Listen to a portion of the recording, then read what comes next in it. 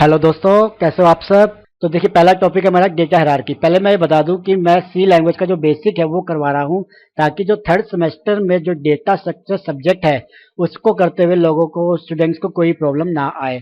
इसके अंदर कम से कम 30 से 40 ट्यूटोरियल्स होंगे, तो जिनका सी लैंग्वेज थोड़ी सी कमजोर हो, या जो स्टूडेंट जो स्कूल में है या थोड़े जो बीसी एमसीए में आते हैं उनको सी लैंग्वेज होती है, वो उनके लिए जरूर कारगर होगा। और जो इंजीनियरिंग में जिन्होंने कभी सी लैंग्वेज ना कर रखी हो तो वो इसको फॉलो करें। बहुत जल्दी डेटा स्ट्रक्चर के नोट्स आने वाले हैं, तो उसके लिए आप बस पहले इसका होना बहुत जरूरी है, क्योंकि इसकी नॉलेज नहीं होगी सी लैंग्वेज की बेसिक की तो आगे कुछ नहीं कर पाओगे आप। तो चलिए मैं टॉपिक को बताता हूँ कि पहला टॉपिक है हमारे पास डेटा हायरार्की।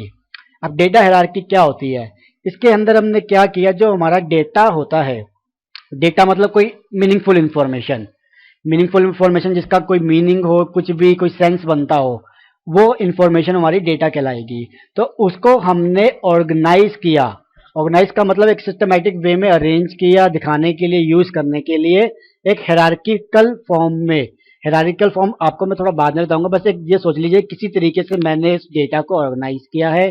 और इसी को कैसे ऑर्गेनाइज किया है, जो भी डेटा के जो पार्ट्स है, जो जो एलिमेंट्स कहते हैं, जो आगे जाके बड़ा हो जाता है या छोटा हो जाता है, जो भी एक छोटे से बड़े से लेके जो पार्ट्स हम कह सकते हैं जो आगे जाके इसकी सिस्टम के अंदर आते हैं, उन्हें कैसे अरेंज किया हुआ, कैसे ये बना हुआ है। तो डेटा हायरार्की की आप डेफिनेशन देख लीजिए कि data hierarchy is a systematic organisation of data mainly in a hierarchical form. मतलब डेटा हायरार्की क्या होगा, एक सिस्टमैटिक ऑर्गेनाइजेशन है हायरार्किकल फॉर्म के अंदर।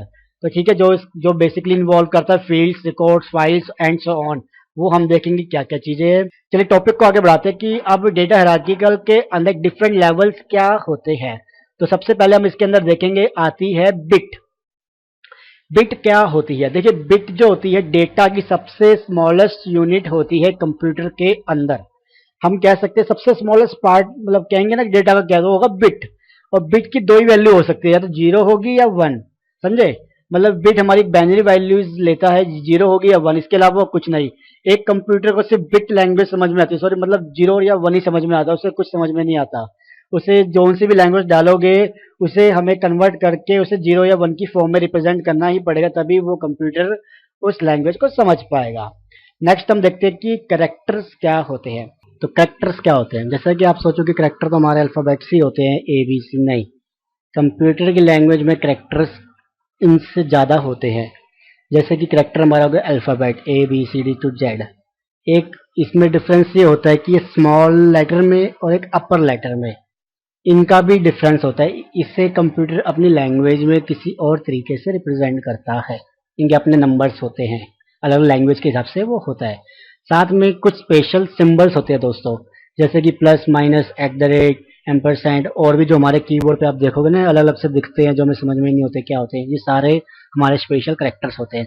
तो इन्हें हम करेक्टर्स के अंदर कैटेगराइज करते हैं। ठीक है, अब हम देखेंगे कि नेक्स्ट क्या है। सॉरी, एक चीज मैं बताना भूल गया, जो मैं इंटरव्यू के टाइम प्रिपेयर करा था, मैंने भी पढ़ी थी कि बिट और एक करेक्टर के अंदर एक चीज होती है, वो होती है निबल, NIBBLE, जो कि हमारे 4 बिट की होती है। तो कभी कोई पूछ ले कि इंटरव्यू में निबल क्या होती है, तो बता देना जी ये तो 4 बिट्स से मिलकर बनती है और कुछ भी हो सकती है। ठीक है जी।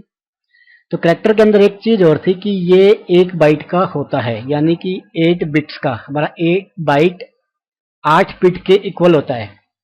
तो कोई पूछे तो करेक्टर कितने का, तो 1 बाइट इक्वल टू 8 बिट, बता देना 8 बिट्स का होता है भैया। ठीक है जी। मगर एक चीज का सबसे बड़ा ध्यान रखना कि ये डिपेंड करता है कि आप कौन सी कंप्यूटर लैंग्वेज यूज कर रहे हो, क्योंकि लैंग्वेज टू लैंग्वेज ये डिफर करता है कि करेक्टर की वैल्यू कितनी है। ठीक है दोस्तों, जो भी अब इसके अलावा जो भी पॉइंट्स है, जैसे फील्ड्स क्या है, इसके बाद डेटाबेस क्या है, रिकॉर्ड्स क्या है, तो वो पॉइंट्स हम नेक्स्ट ट्यूटोरियल में कवर करेंगे।